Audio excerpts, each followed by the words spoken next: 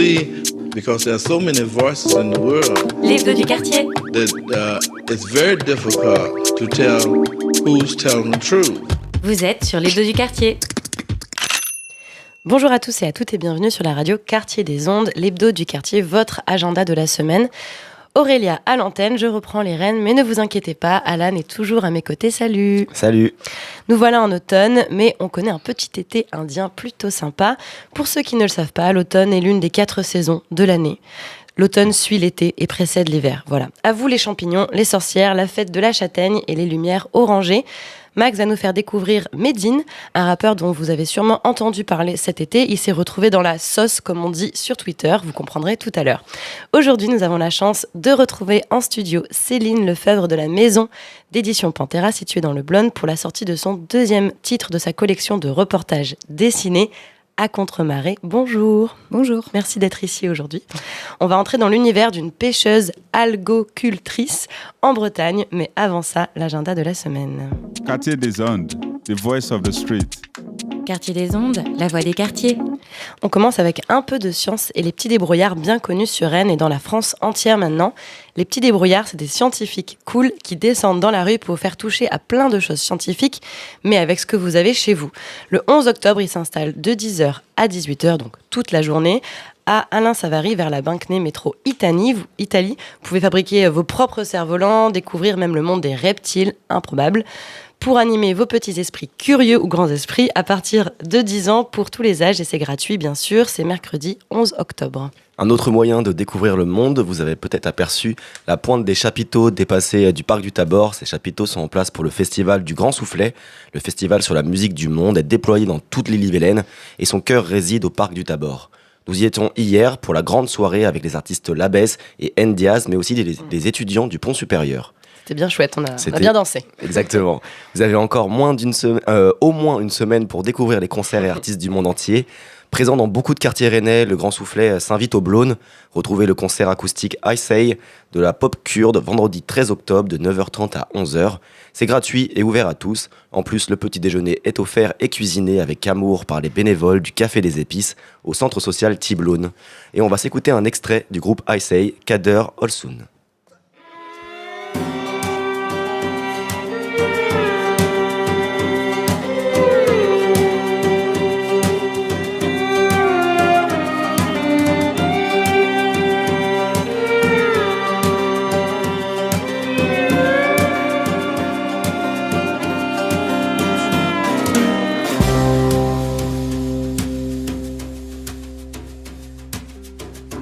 Yaktın beni ellerimden, yaktın beni yüreğimden.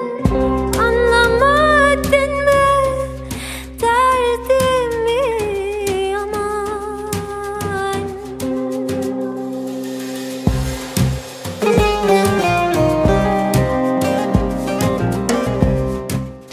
Une voix d'une grande pureté de Kader Olsun. Je vous conseille d'aller voir d'ailleurs le live session qu'ils ont posté sur YouTube. Ils sont dans une sorte de caverne, ce qui est magnifique. Pour rester à T-Blône, trouvez votre équilibre ici au Blône avec Blône en équilibre dans le cadre de Touraine Cuisine, événement convivial autour de l'alimentation et activité physique au profit de la santé. Du 11 au 18 octobre au centre social T-Blône.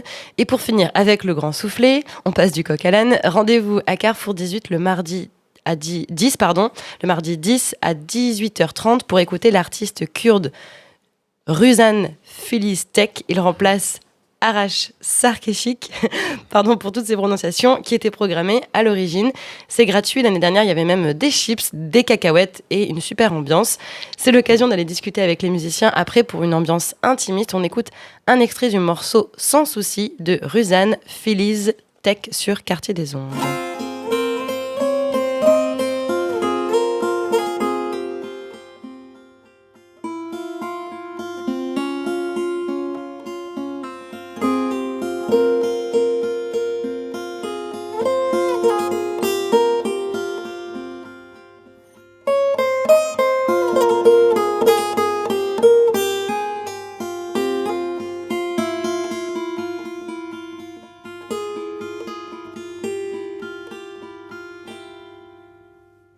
Quand je suis né en automne. Mon père, ma mère m'avaient toujours bien dit qu'en me baptisant dans le jus de la Togogone, l'on me donna le nom de Sans Souci. Qu'en me baptisant dans le jus de la Togogone, l'on me donna le nom de Sans Souci. Donc découvrir cet artiste à Carrefour 18 le mardi 10 à 18h30 dans le cadre du Grand Soufflet. Sans souci, c'était le morceau que vous venez un peu d'écouter. Très belle corde. Ouais, c'est magnifique. Pour vous donner envie encore, on vous passe la bande sonore du Grand Soufflet.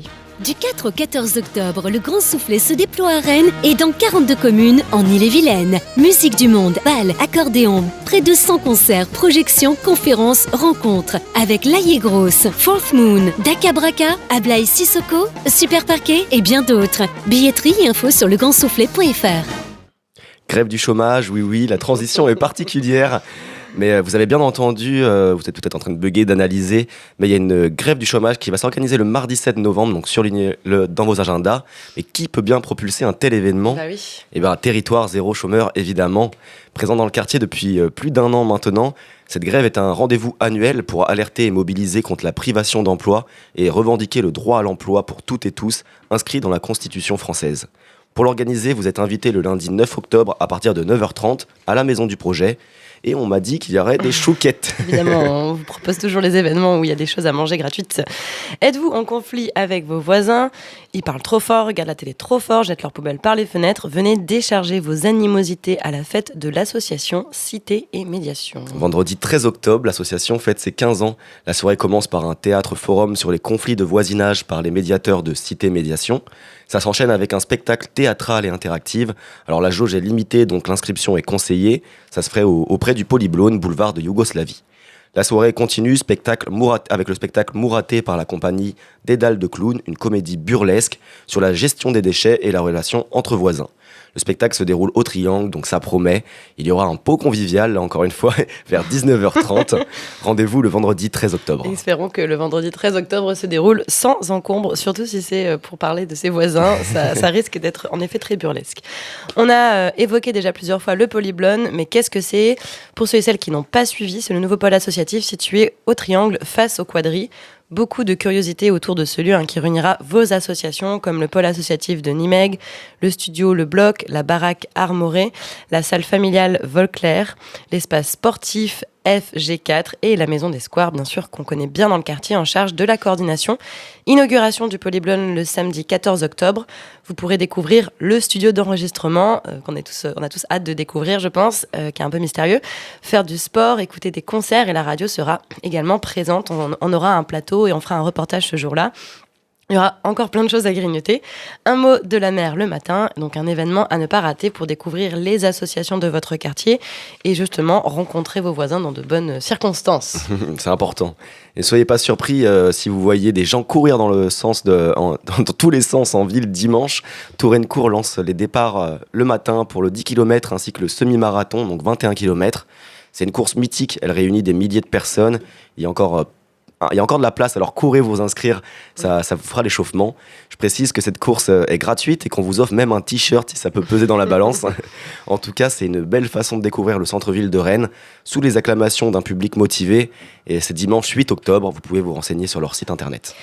On termine avec la sortie cinéma. Avant d'écouter la chronique de Max, je propose la nouvelle sortie du film L'air de la mer rend libre. J'aime bien le titre. Un drame réalisé par Nadir Mochnek. Ça se passe chez nous à Rennes. Saïd habite encore chez ses parents. Il vit une liaison secrète avec Vincent. Incapable d'affronter sa famille, il accepte un mariage arrangé avec Adjira. Après une histoire d'amour malheureuse et quelques démêlés avec la justice, elle aussi s'est résignée à obéir à sa mère. Piégés par leur famille, Saïd et Adjira s'unissent malgré eux pour retrouver chacun de son côté leur liberté. On écoute tout de suite la bande-annonce sur Quartier des Ondes. Saïd! Mon frérot, tu peux ouvrir la porte là, s'il te plaît? Quand vous braillez comme ça, qu'est-ce qu'il y a? Je sais pas si t'es au courant, on nous attend à la mairie. Oh, ça va, y a pas le feu. Oui, on vous attend. Moi ici, tu seras tranquille, loin du merdier que t'as laissé derrière toi. Alors les tourtereaux, ça va? Non. Me dis pas que t'as cédé. Si c'est pour avoir ma bénédiction, c'est mort. Hein. Ils ont déclaré vouloir se prendre pour époux et nous avons prononcé, au nom de la loi, qu'ils sont unis par le mariage.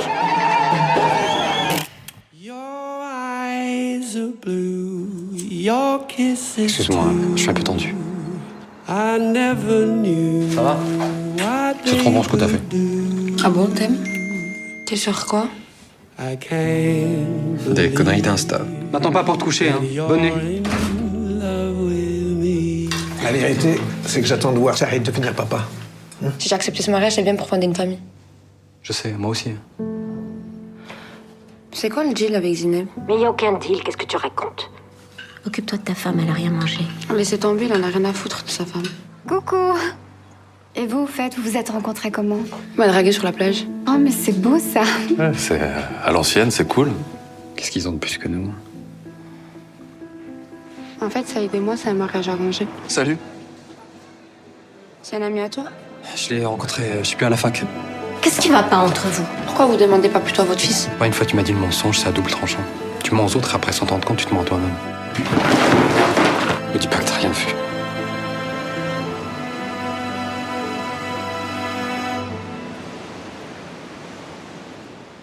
L'air de la mer rend libre, c'est dimanche, lundi, mardi à 20h30 au cinéma Arvor. Encore une fois, je le répète à chaque fois, mais attention, il n'y a pas de pub là-bas, donc il faut arriver à l'heure, ce qui n'est pas toujours facile. Et maintenant, on écoute la chronique de Max. Salut Alan et Aurélia. Aujourd'hui, je vais vous parler du rappeur Medine, je ne sais pas si vous le connaissez. Moi, je l'ai découvert il y a 1 an parce que tous mes potes allaient à son concert à Rennes. Et du coup, j'étais en mode, mais qui est ce personnage adulé ? J'avais un copain qui m'en avait parlé en mode non mais écoute, c'est vraiment vraiment génial. Du coup j'ai mis un petit moment et là ça fait quelques mois que je saigne ses sons. À chaque fois que j'en écoute ça me met des frissons. Son écriture, ses punchs, sa sensibilité et son engagement militant me touchent. Je vous parle de lui parce qu'il a sorti un nouveau son vendredi dernier qui s'appelle Paratonnerre. Je vous conseille d'aller écouter. Dans ce son il revient sur la polémique dans laquelle il était tout l'été et que beaucoup considèrent comme injuste. Je vous propose d'écouter Paratonnerre tout de suite sur Quartier des Ondes.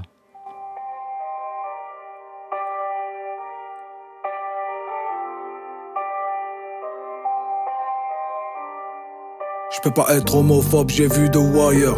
Omar est gay, je peux pas être antisémite, je suis antifa. Je leur fais la guerre. Paraît que c'est moi le meilleur, moi je veux devenir le meilleur. De la promo, le majeur, sur le logo, un double majeur. Père courage, je suis le jumeau astral de Père Fouras. Pas de pierre tombale, quand le peupon me perforera.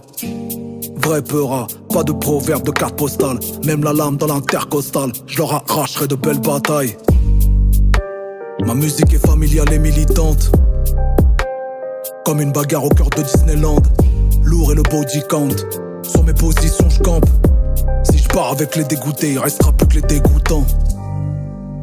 Y'a pas de Doliprane pour mes jolis drames. Mon arnica, c'est l'harmonica de Senior Ennio Morricone. Je combats les faf et les hooligans. Nos quartiers, c'est plus Guernica que Picasso. Le temps ne fera pas l'affaire. Y'a des blessures qui ne parlent pas. Y'a que mon père et ma mère pour me tenir le crachoir. Et quand je tombe dans la scène, que le monde entier me voit. Faut encore que je fasse croire que ça fait partie du spectacle. Paratonnerre, j'attire la foudre avant qu'elle tombe sur la foule. J'attire l'éclair comme un paratonnerre. J'attire la foudre avant qu'elle tombe sur la foule. J'attire l'éclair comme un... Merci Max pour la chronique sur Medine, c'était Paratonnerre, vous écoutez Quartier des Ondes. Et maintenant, place à l'interview. Cela fait plus d'1 siècle que les Français se battent pour la liberté de la presse, pour la liberté de réunion, pour la liberté d'association. Créer une association sportive, une association culturelle, une association de caractère spirituel, ça nous regarde. La parole aux assos. Et nous avons le plaisir de recevoir en studio sur Quartier des Ondes Céline Lefebvre. Bonjour. Bonjour. Tu es directrice éditoriale de Pantera, une maison d'édition située dans le quartier du Blône. J'anime cette interview avec Alan Barraud, bonjour. Bonjour. Et Aurélia Thomas au micro. On t'avait reçu il y a plusieurs mois pour la sortie de votre premier livre L'âme des grappes bleues. Vous sortez le 3 novembre à Contre-marée, le deuxième titre de votre collection de reportages dessinés. Cet opus porte sur une pêcheuse, une algocultrice, très dur à dire en radio, en Bretagne. Mais alors déjà, pour commencer, qu'est-ce que c'est une algocultrice ? Une algocultrice, c'est quelqu'un qui cultive les algues. Et là, pour le coup, Scarlett, elle les cuisine aussi. Donc après, elle fait des tartares, des plats préparés, ce genre de choses. Un reportage dessiné, écrit par Manon Célie et illustré par Lauriane Miara. Et donc l'histoire, elle reprend une histoire vraie, celle donc de Scarlett Lecor. Est-ce que tu peux nous décrire, nous expliquer qui est Scarlett ? Alors Scarlett, c'est l'une des premières pêcheuses en France, voire la première pêcheuse en France. Donc elle a beaucoup bataillé pour avoir son bateau, pour être diplômée et pour partir seule en mer. Elle a dû affronter ce milieu qui n'est pas forcément évident, qui est très masculin et dont les conditions de travail sont très difficiles. Donc Scarlett, c'est une battante. Et puis, elle a réussi à s'affirmer de façon assez forte dans son milieu, donc dans le milieu de la pêche. Et après, elle s'est même fait porte-parole des pêcheurs, donc notamment dans les années 90, quand il y a eu une chute des cours des produits de la pêche. Elle s'est faite porte-parole de tout ce milieu de la pêche qui du coup n'arrivait plus à vivre à cause des cours trop faibles. Donc on raconte comment comment elle a pris part à tous ces événements historiques et ensuite on raconte comment elle en est venue finalement à être algocultrice parce qu'en fait c'est venu dans une deuxième partie de sa vie. Donc on raconte pourquoi et puis tout son rapport aux algues et en fait tout l'intérêt des algues, de manger des algues, de cultiver des algues. Donc elle a un peu deux pans dans son parcours professionnel qu'on raconte. Oui, parce c'est devenu du coup vraiment une figure incontournable du matrimoine maritime. Comme tu disais, c'était une des premières pêcheuses. Elle a monté sa propre entreprise. Elle est vraiment sa propre patronne. Et à l'époque, la culture d'algues, c'était pas forcément répandu. C'était encore un peu, compliqué, enfin pas trop connu. Oui, c'était pas connu, c'était pas trop exploité en fait en France, contrairement au Japon par exemple. Mais en fait en France et notamment en Bretagne et au Finistère Sud, il y a une quantité vraiment très grande d'espèces d'algues. Donc en fait, elle en a vraiment tiré parti. Donc elle les ramasse principalement sur la plage, mais elle cultive aussi en mer le wakame parce que c'est une algue qui a énormément de vertus et de propriétés. Donc voilà. Alors, pour revenir aussi sur la narration, c'est un livre d'aventure. La BD prend la forme d'un carnet de bord. Est-ce que tu peux nous expliquer pourquoi elle a fait ce choix-là ? Alors tout simplement parce que Manon Célie, qui est l'autrice, elle s'est rendue pendant une semaine à peu près auprès de Scarlett et elle l'a suivie en fait pendant une semaine dans toutes ses activités qui sont très riches. Trop bien, on aimerait tous passer une semaine avec Scarlett. Voilà, c'est très intense. Et donc en fait, elle a décidé de tout simplement traiter le livre de façon chronologique parce que c'était beaucoup plus simple de faire comme ça et ça permettait aussi de traduire la relation qu'elle avait eue avec Scarlett et comment cette relation avait pu évoluer au fil des jours.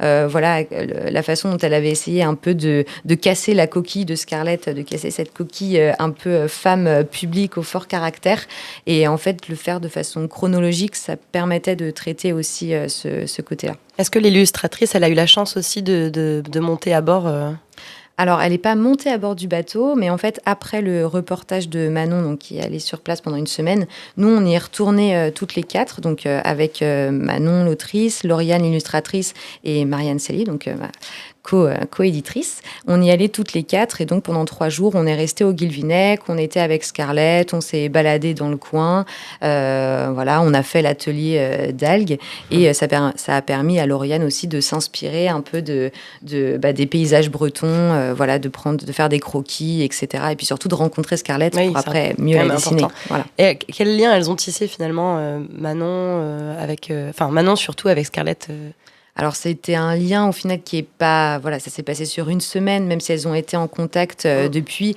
Elles n'ont pas tissé une énorme relation. Quel âge elle a, Scarlett, aujourd'hui, juste pour qu'on puisse un peu aussi se projeter Alors, Scarlett, je crois qu'elle est pas loin de 70 ans, parce qu'elle en fait, elle devrait déjà être à la retraite depuis des années. D'accord. Mais elle ne l'est pas Passionnée. du tout. Mais elle ne les fait pas du tout. Elle est tellement hyper active et pleine d'entrain et toujours à faire 36 000 choses qu'on ne lui donne pas du tout son âge.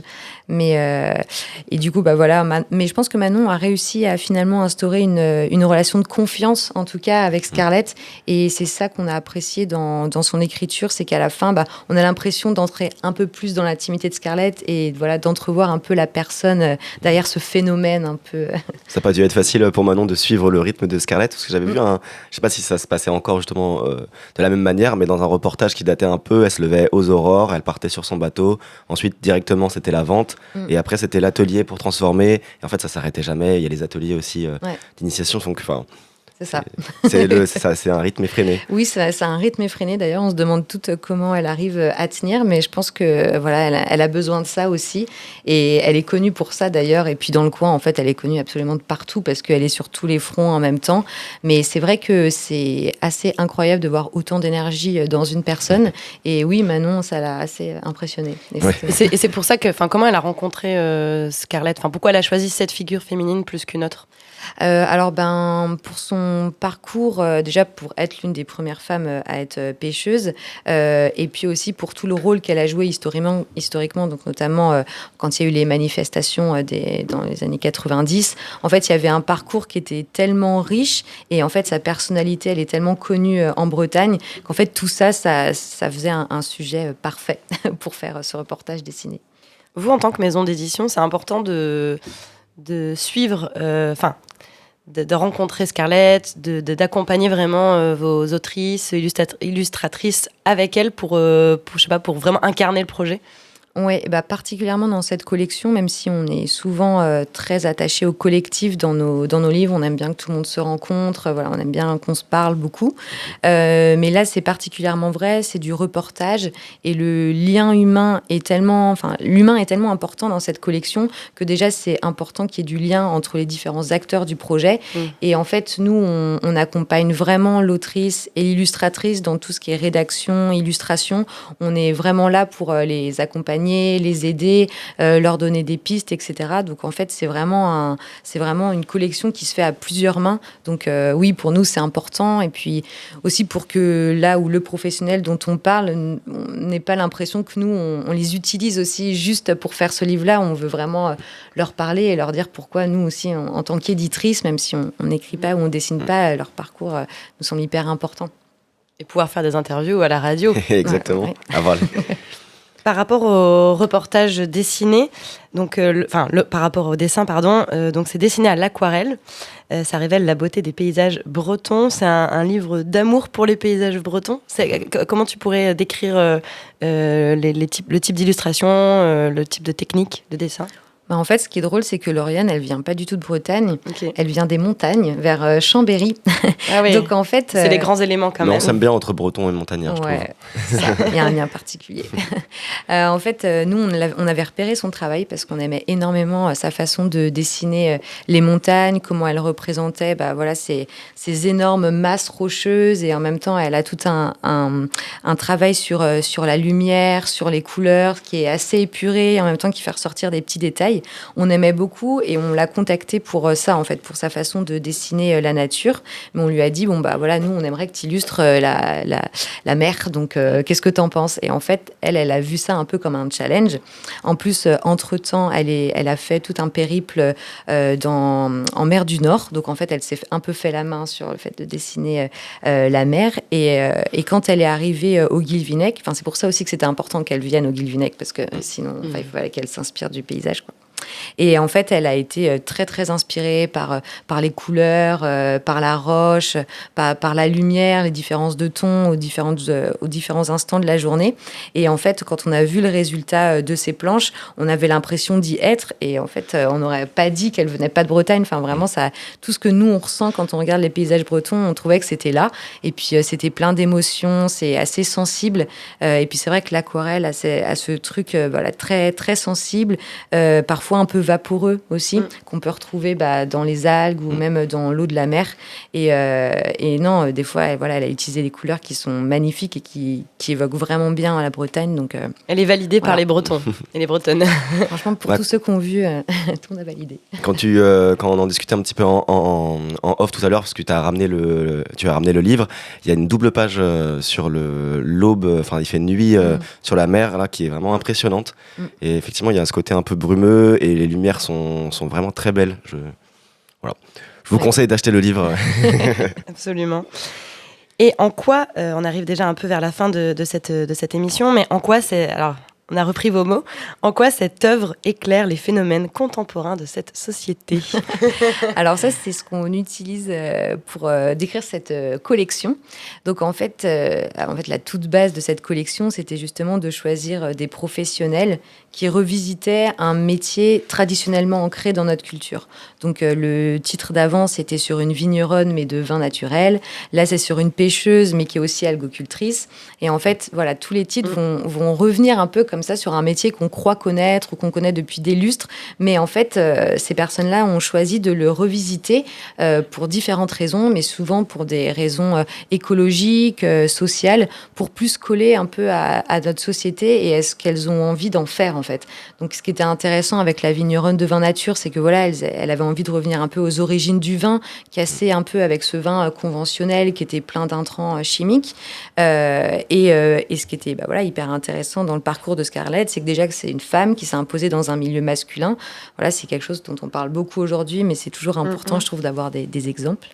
Et puis en plus, voilà, elle cultive les algues. Donc là aussi, c'est une alternative, on va dire, à notre nourriture très carnée, pleine de protéines. Et en fait, c'est une façon de montrer aussi qu'il y a des alternatives qui sont possibles. Et ces personnes-là qu'on veut mettre en lumière, elles l'illustrent. Donc pour nous, c'était intéressant aussi. C'est un peu un message d'espoir, si on peut dire ça comme ça. C'est beau, on va pouvoir terminer sur ça. Mais c'est vrai que c'est grâce aux modèles qu'on peut lire à travers l'art, la musique, les films, qu'on arrive nous-mêmes à prendre confiance en nous, et ça peut inspirer peut-être des femmes à devenir pêcheuses ou à cultiver elles-mêmes les algues. Pour finir, on rappelle que la sortie en librairie, que la sortie de ce livre, de cette BD, sera dans toutes les librairies de France et même de plusieurs pays autour, c'est ça? Quel pays? En Belgique, en Suisse, au Canada et dans des librairies francophones à l'étranger. Ça va être partout, quoi. Ouais, partout. Ce sera à partir du 3 novembre. Est-ce qu'il y aura des temps de dédicaces qui sont prévus? Oui, alors ça va pas être en novembre, mais en fait on va participer au mois du livre en Bretagne. Enfin, ça va s'inscrire là-dedans, et du coup pendant ce mois-là, on va aller dans différentes librairies en Bretagne. Donc on sera forcément au Guilvinec, mais on va aussi faire des choses à Rennes, notamment avec la librairie La Rencontre. Et on sera aussi à Rue des Livres. Donc voilà, en fait, pendant à peu près une semaine, on va bouger un peu comme ça en Bretagne. On va organiser des moments de rencontre avec Scarlett quand elle sera disponible, parce qu'elle est très occupée, mais également avec Manon et Lauriane.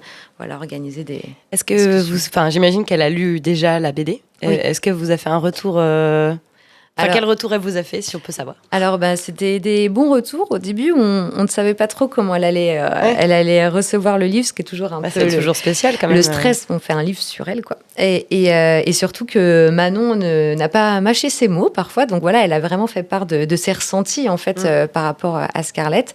Donc Scarlett a un tempérament assez fort, qui a parfois pu décontenancer l'autrice, et donc elle en fait part, et c'était un peu notre inquiétude, si on peut dire ça comme ça. Et en fait, Scarlett, elle a été vraiment très enjouée du livre. Elle a justement dit que son portrait était très juste, et que ça lui correspondait. Et les proches de Scarlett l'ont vu aussi et ont dit la même chose. Donc c'est la plus belle chose qu'on peut dire. Ouais, c'est la plus belle chose qu'on peut dire. Une grande fierté du coup autour de cette réalisation de cette œuvre. Pour terminer encore, ça fait plusieurs fois que je dis ça, mais on va vraiment terminer. Si jamais on veut vous proposer un projet, vous rencontrer, comment on fait? Où est-ce qu'on vous contacte? On nous écrit, on a notre adresse qui est sur notre site internet, donc c'est contact@editionpantera.com. Et voilà, on répond. Et on répond, vous répondez à chaque fois. Oui. Merci beaucoup, c'est déjà la fin de cette émission. Merci à notre invitée Céline Lefebvre. Courez en librairie à partir du 3 novembre pour devenir des spécialistes des algues bretonnes et nous donner le goût de l'aventure en pleine mer évidemment. On vous souhaite un très bon week-end, semaine, profitez des derniers rayons chauds. C'était Aurélia au micro et à la technique. Merci Max, merci beaucoup Alan. À bientôt sur Quartier des Ondes. À bientôt. Are you the one who's on the radio station? Quartier des Ondes. Et si c'était toi qui prenais le micro?